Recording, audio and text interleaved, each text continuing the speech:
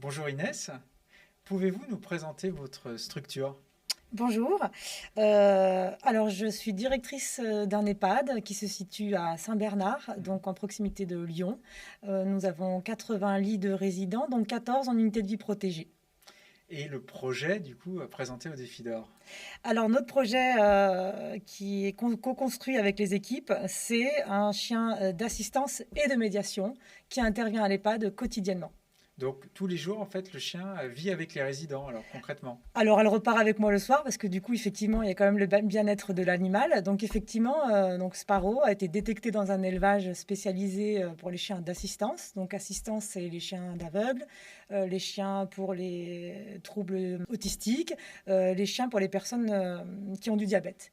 Du coup, on est accompagné par une éducatrice spécialisée qui forme cette chienne pendant 2 ans. Donc là, elle a 8 mois aujourd'hui, Mhm. donc elle est dressée depuis son tout jeune âge. Ouais.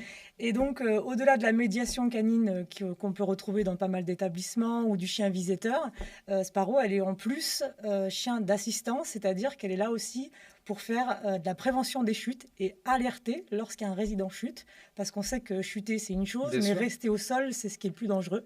Donc, elle est là pour pouvoir appeler directement l'équipe de soins qui est une intervention dessus. Alors, le bienfait de la médiation en EHPAD, c'est prouvé, reprouvé par pas mal de professionnels. Voilà, les études sont faites et c'est une chose à continuer. Mhm. Tant mieux, parce qu'on le voit aussi sur du syndrome de glissement. Ouais. Quand je l'amène à l'UVP et qu'il y a des résidents qui déambulent beaucoup, et ben, tout de suite, ce ne sont plus les mêmes résidents que je retrouve. Ça ne crie plus, ça déambule plus.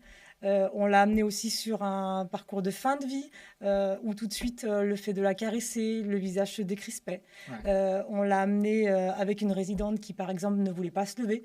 Et quand il y a la chienne, elle nous dit bah là aujourd'hui, j'attends plus la mort. Je rajoute des jours à la vie. Ouais. Une résidente m'a dit une fois, bah, j'ai mal au bras. Alors je lui dis, bah, écoutez, je vais voir avec l'infirmière. Elle me dit, non, non, je veux pas de cachet, je veux juste caresser la chienne. Elle est catalyseur des émotions aussi, la médiation. Et puis n'est pas chien d'assistance ou de médiation qui veut. Il faut vraiment qu'il y ait un vrai travail. Elle peut pas aboyer, elle peut pas sauter, elle peut pas Mhm. renifler, pas manger ce qu'il y a par terre, ne pas les faire chuter aussi. Et le fait d'avoir aussi la prévention des chutes, c'est en plus pour nous.